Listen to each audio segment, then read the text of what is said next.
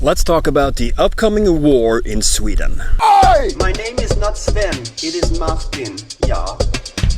So a few weeks ago I got a message from one of my followers from Brazil asking me if Sweden is preparing for war, because according to an article that she had read, the government here is sending out crisis information to inhabitants in Sweden. And that crisis information is this one: if the crisis or the war will come.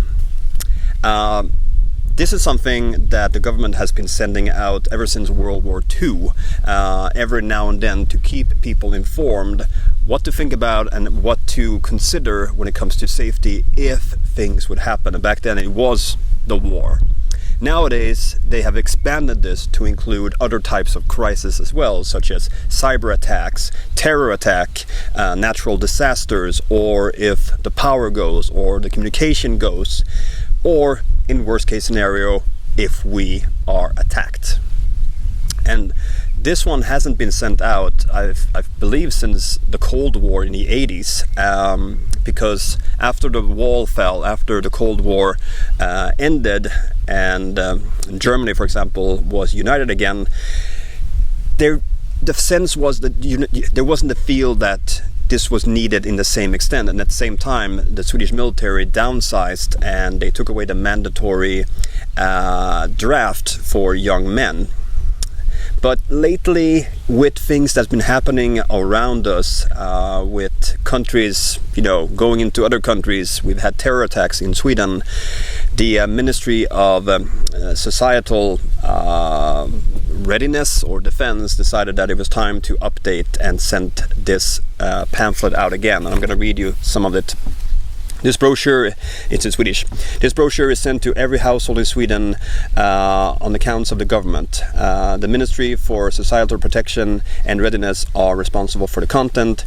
This brochure is to help us become better prepared for anything from serious accidents to extreme weather to IT attacks to military conflicts. And then there's a whole list of the worry that people feel about the potential threat against our peace, liberty and democracy, which we must protect and strengthen every day. And then there are examples of what if the heat goes away, what if you can't gas, what if the cell phone goes down, how are you ready for anything like this? There's information about handling potentially false information, to not spread rumors, to double check what happens during terror attack, and then a list of how our defense is built up. And then you have this one, different tips when it comes to what you can do to prepare yourself when it comes to food, what kind of food you can have at home that will last long, water, heat, communication, and then if Sweden is attacked, resistance is needed. We have to be able to stand against any kind of attack on our country. Already today there are attacks against our important IT system, and the attempt to try to change our minds about stuff with false information. And then there's a whole list of that, and then really hyphened and really it stands out. If Sweden is attacked by another country, we will never surrender. Any information that the resistance is to seize is false. And this is so important because anytime something happens, you have rumors and you have false information spread. And then there's information about the public warning system, like the horn you hear, which is tested at 3 o'clock on the first weekend-free Monday in March, June, September and December. So this was tested just a few days before this video was released. And then there will be a 7-second signal with a 14-second delay. And if you hear a 30-second non-stop, that means danger is over. But then you have the ones that you hope that you will never hear, which is the 30 seconds with a 15-second stop, and then because that means that we have to get ready for things. This is the government's way of telling us that we are in an imminent danger of war, or that we are already in war. And if you hear the short, the short ones, then you just need to get inside, get down to a shelter, because that means aerial attacks.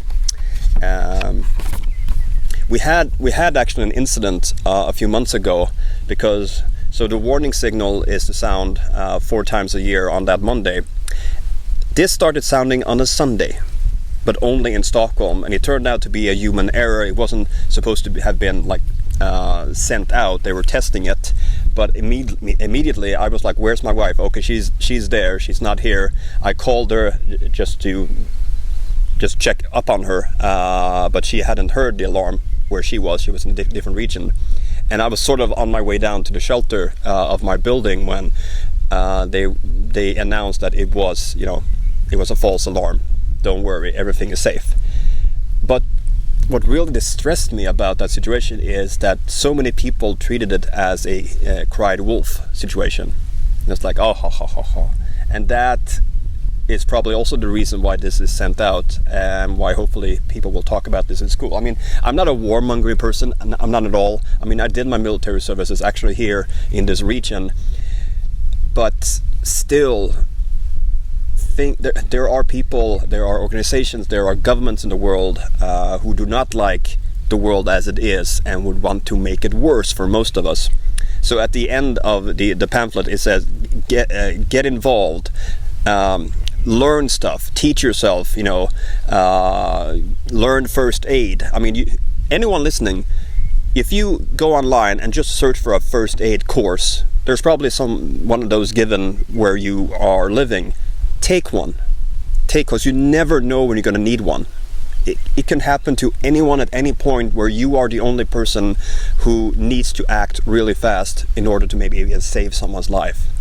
So that's my call to you. Side note, I am right now sitting on Ytterön in the archipelago of Karlskrona in the southern parts of Sweden, close to the naval base where I did my services. Back in October of '81, right on the other side of the little landslide you can see there, a submarine got stuck. We're talking during the Cold War. A submarine got stuck on the rocks. A fisherman called into the naval base saying, there's a submarine sitting on the rock and it can't get loose. And the naval base is like, well, all our submarines are accounted for, but they still, okay, let's go out and check it. And it turned out to be a Soviet Whiskey-class nuclear submarine. And their reason for this little mishap of accidentally getting stuck on a rock within protected waters was that their navigation system was faulty. It was broken. And I mean, I don't know if you've ever been on a submarine, but you can't really just look out the window. And if there's something that you do not do if you have a faulty navigation system, is to drive it into shallow, rocky waters, especially in a foreign country. So I call bullshit on that. This situation could have been actually very, very, very serious. Reports have said that the crew on the submarine had orders that if the Swedes attempted to board and take the ship, they were to blow themselves up. Nuclear submarine. That could have been really, really bad. Instead, we did it very Swedish. We invited the whole world press out here after a few days of bashing their ambassador. We put them on a boat, and then as we dragged the submarine out to waters, towards international waters where other Soviet vessels were waiting, every single journalist from every single paper got to follow that view. Shame on you. Shame on you. And this was this was during my lifetime. This was only around 30 years ago. So, again, I don't want to be the warmongering person at all, but a lot of the stuff that's included in this is stuff that's good to know. And yes, don't mess with us. Just don't. This has been Martin giving you information about why the governments are sending out pamphlets about war. Just so you know that.